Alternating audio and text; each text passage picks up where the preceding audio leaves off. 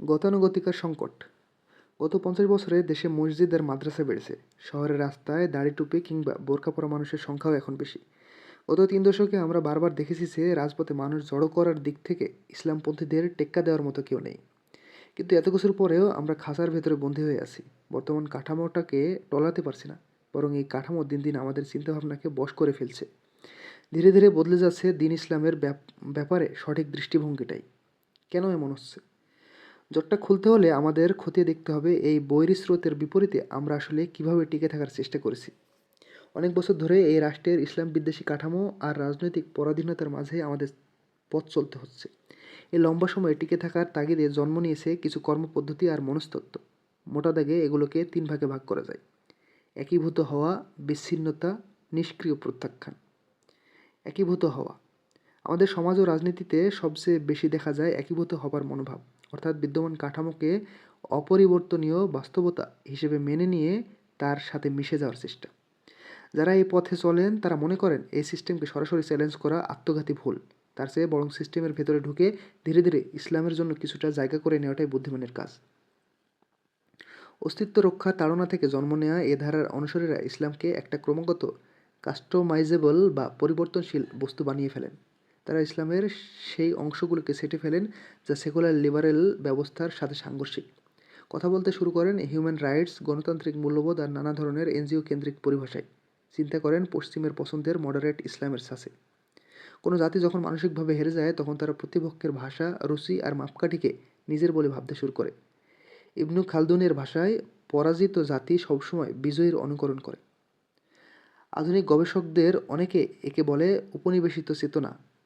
একীভূত করার পথে হাঁটা মুসলিমরা ভাবে পশ্চিমের অনুকরণ আর জাহিলিয়াতের ইসলামীকরণই বুঝি ইসলামের জন্য কাজ করার সবচেয়ে ভালো উপায়। ব্যক্তিগত এবং বৈশ্বিক দিক থেকে এই পথ নিরাপদ, কিন্তু ইমান ও কওমের জন্য এটা বিপজ্জনক ফাঁদ। আর এ ফাঁদের সবচেয়ে বড় শিকার ইসলামী রাজনৈতিক দলগুলো। এ দলগুলো মনে করে ক্ষমতায় নেককার মানুষ বসাতে পারলে রাষ্ট্র সিরাতুল মুস্তাকিমের দিকে চলতে শুরু করবে। কিন্তু সেকুলার রাষ্ট্রের শাসন ক্ষমতায় যেই বসুক না কেন তার অবস্থা ট্রেনের চালকের মতো। ট্রেনের গন্তব্য সেকুলার লিবারেল স্টেশন ঠিক করা। ড্রাইভার যেমনই হোক না কেন, রেললাইন তাকে আগে থেকে ঠিক করা গন্তব্যেই পৌঁছে দেবে। এ পথে চলা ইসলামী শাসনের দিকে আগানো যায় না। এ পথে চলে ইসলামের শাসনের দিকে আগানো যায় না। কিন্তু এই পথের পথিকরা সময়ের সাথে সাথে বদলে যেতে থাকেন। সেকুলারিজমের সাথে আপোষ করতে করতে তারা একসময় প্রমাণ করতে ব্যস্ত হয়ে পড়েন যে ইসলাম ও পশ্চিমা গণতন্ত্রের মধ্যে কোনো বিরোধ নেই। দিন শেষে তারা আর ইসলামী রাজনৈতিক সত্তার জন্য লড়েন না, তারা লড়েন সুশাসন, দলীয় অর্জন, গোষ্ঠীগত স্বার্থ কিংবা বেশি থেকে বেশি হলে কিছু ধর্মীয় সুযোগ সুবিধার জন্য। তারা রাজনীতি করেন কিন্তু ইসলামের শর্তে না, সেকুলারিজমের শর্তে। সবচেয়ে খারাপ ব্যাপারটা হলো এ সব কিছুকে তারা ইসলাম সম্মত বলে দাবি করেন। নিজেদের কাজগুলোকে জায়েজ করার জন্য পাল্টে ফেলেন ইসলামের অবস্থানকে। এই পথে ছাড় দেওয়ার আসলে কোনো শেষ নেই। সেকুলারিজম আপনাকে ততক্ষণ পর্যন্ত ছাড় দেবে না যতক্ষণ না আপনি পুরোপুরি তাদের মতো হয়ে যাচ্ছেন। প্রথমে তারা নিকাব নিয়ে কথা বলবে, নিকাব বাদ দিলে বলবে বোরকা ছাড়তে, বোরকা ছাড়লে হিজাবের কথা আনবে। সবশেষে প্রশ্ন তুলবে কোরআন নিয়েই। এ পথের শেষ বিন্দু হলো নিজের পরিচয়টাই হারিয়ে ফেলা। প্রথম প্রজন্ম যা কৌশল হিসেবে করে, পরের প্রজন্ম সেটাকে মৌলিক অবস্থান ভাবে। ইসলামের অবস্থানটাকে বদলাতে বদলাতে দুই থেকে তিন প্রজন্ম পর তারা স্রেফ নামে মুসলিম থাকে। এ পথে গিয়ে মুসলিমরা হয়তো সাময়িক কিছু বৈষয়িক উপকার পায়, কিছু ক্ষতি এড়াতে পারে, কিন্তু ক্ষতিগ্রস্ত হয় ইমান। একদিকে ব্যবস্থার সাথে তাল মেলানোর চেষ্টা, অন্যদিকে সেটাকে ইসলামের জায়গা থেকে জায়েজ করার তাড়না। এ দুয়ের চাপে ক্রমাগত ইসলামের ভুল ব্যাখ্যা হতে থাকে, অস্পষ্ট হতে থাকে ইসলামের স্পষ্ট অবস্থানগুলো। আপোষের এই অন্তহীন চক্রটাই তখন স্থায়ী গন্তব্যে পরিণত হয়, উসিলায় তখন হয়ে দাঁড়ায় লক্ষ্য। বিচ্ছিন্নতা। একীভূত হবার উল্টো প্রক্রিয়াটা হলো বিচ্ছিন্নতা। চারপাশের জগৎটা যখন বৈরী আর ইসলাম বিদ্বেষী হয়ে ওঠে তখন একদল মানুষ নিজেদের গুটিয়ে নেওয়ার সিদ্ধান্ত নেয়। তারা মনে করে সমাজ থেকে নিরাপদ দূরত্ব বজায় রেখে মাদ্রাসা, মসজিদ আর খানকার ভেতর নিজস্ব একটা বলয় বানিয়ে নেওয়াই হয়তো টিকে থাকার শ্রেষ্ঠ উপায়। কিন্তু দীর্ঘমেয়াদী এ পথ আত্মঘাতী। দেয়াল তুলে কখনো প্লাবন ঠেকানো যায় না। দেয়ালগুলো উল্টো কতগুলো বিচ্ছিন্ন দ্বীপ তৈরি করে। আর সেকুলার রাষ্ট্রের জন্য বিচ্ছিন্ন দ্বীপগুলোকে চিহ্নিত করা, ঘেরাও দেওয়া, প্রভাবিত করা এবং নিরন্তর নজরদারির আতশ কাচের নিচে রাখা সহজ হয়ে যায়। তাছাড়া নিরাপদে গণ্ডি সময়ের সাথে সাথে ছোট হতে বাধ্য।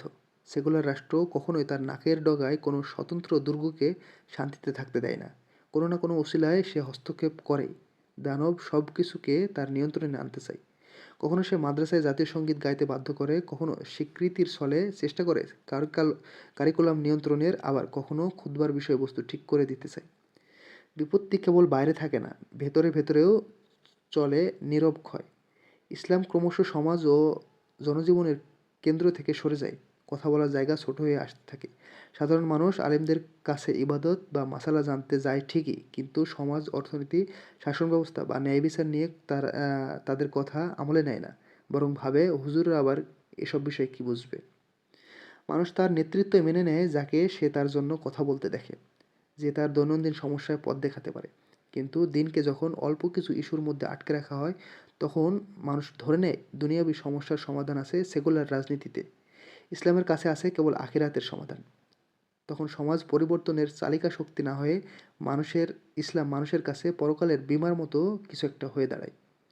আলিম ও ধর্মীয় নেতৃত্বের অবস্থানও তখন বদলে যায়। তারা আর জনজীবনের ভাষায় কথা বলা সমাজের নেতার ভূমিকায় থাকে না, হয়ে যান বিয়ে, জানাজা, ধর্মীয় বিধিবিধান কিংবা সাময়িক আধ্যাত্মিক সংক্রান্ত সেবা প্রদানকারী।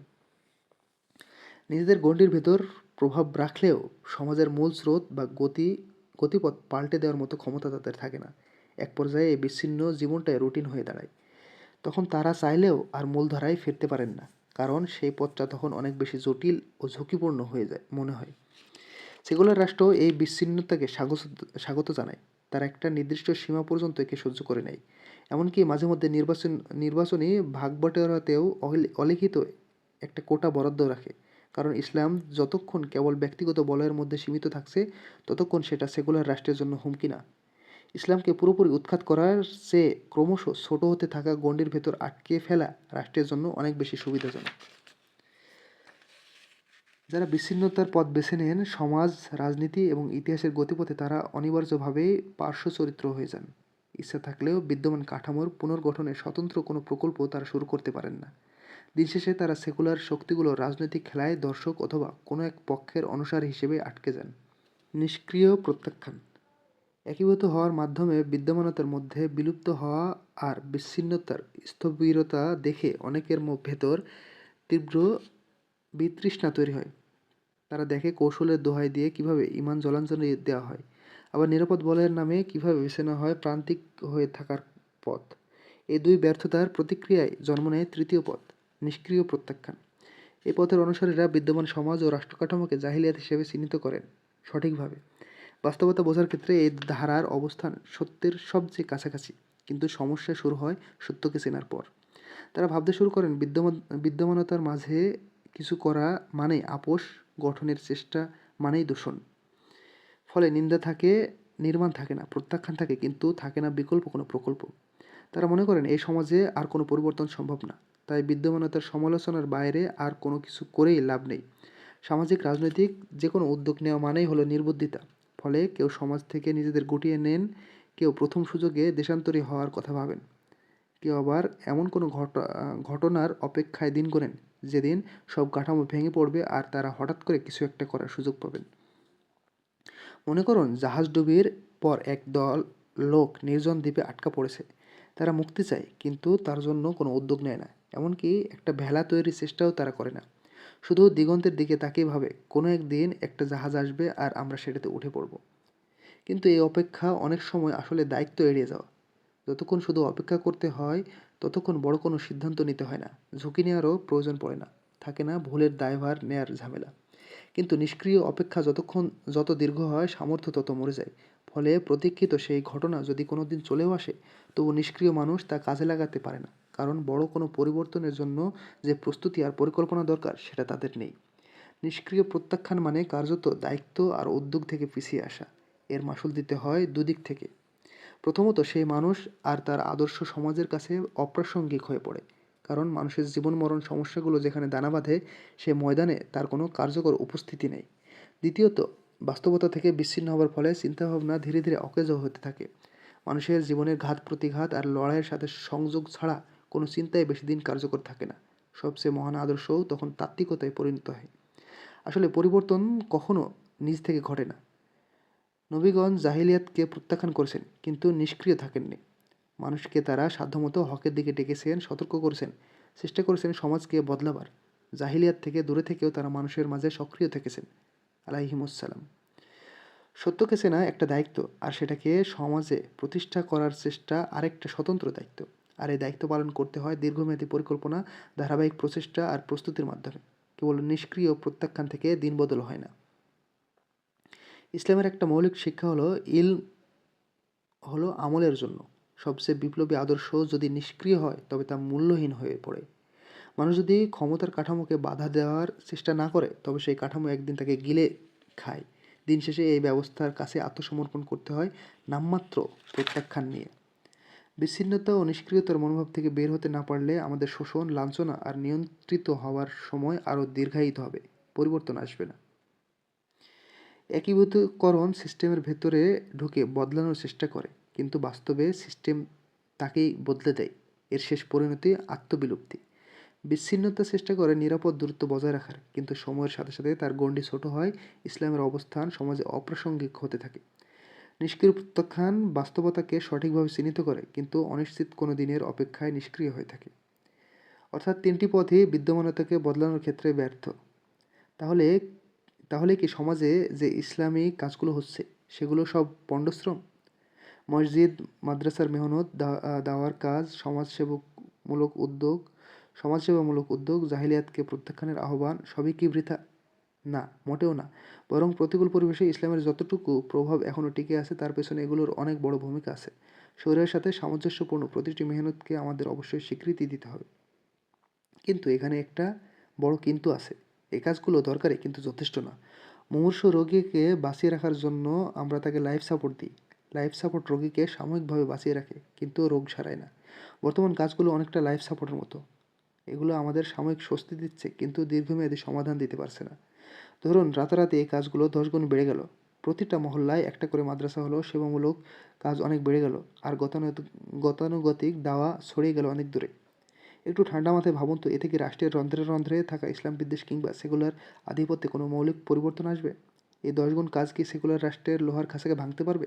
সমাজ ও শাসনকে তাওহীদের ভিত্তিতে পুনর্গঠনের প্রকল্প কি এগোবে? মোকাবিলা করা যাবে অস্তিত্বের সংকটগুলোর? উত্তর যদি না হয় তবে আমাদের মেনে নিতে হবে যে যুগসন্ধির দায় মেটানোর জন্য এই কাজগুলো যথেষ্ট না। চলমান কাজের পাশাপাশি আমাদের আরও কিছু প্রয়োজন। ঈমান, ইতিহাস আর বর্তমানের বাস্তবতা দাবি করে এক আমূল পরিবর্তন, তাওহীদের ভিত্তিতে সমাজ ও শাসনের বিনির্মাণ।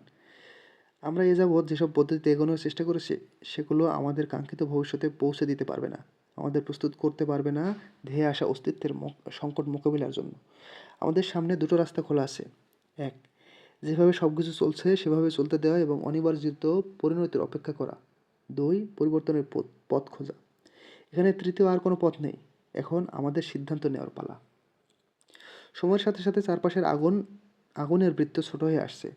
ক্রমেই ভেঙে পড়ছে আমাদের দালান কোঠা। আজ যদি আমরা সঠিক সিদ্ধান্ত নিতে ব্যর্থ হই তবে ভবিষ্যতে হয়তো আমাদের সম্পদ আর সংখ্যা থাকবে, কিন্তু মুসলিম হিসেবে আমাদের পরিচয় আর ইমানের শেষ চিহ্নটুকু হয়তো মুছে যাবে। আমাদের বিকল্প পথ খুঁজতে হবে, এমন পথ যা শুধু টিকে থাকার না, বরং বিজয়ের সম্ভাবনা তৈরির। পরের অধ্যায়ে আমরা ঠিক সেই কাজটাই করব।